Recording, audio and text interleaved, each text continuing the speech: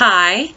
So this week's question is one that I think everyone thinks, but a lot of times they don't actually ask their agent. So the question is, why would my real estate agent continue keeping houses in my search and showing me properties that are outside of my budget? They're more expensive than I can afford, and I don't understand why they keep showing me these houses.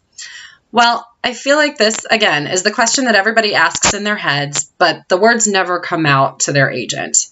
And my response to including something above budget is that in reality, the offer to purchase a property is a complete package.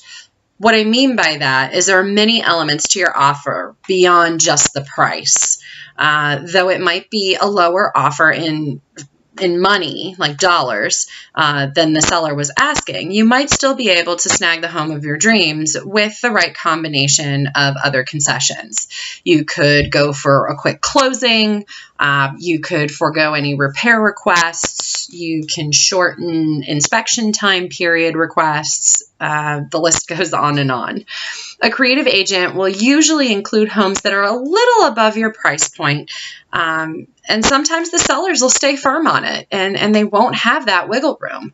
But on the back end, a lot of times you might be able to get things from the seller as a concession. Like they may make a certain amount of repairs, or if they know the roof needs to be replaced, they may ask for standing firm at the selling price, but offer to go ahead and replace the roof before you move in.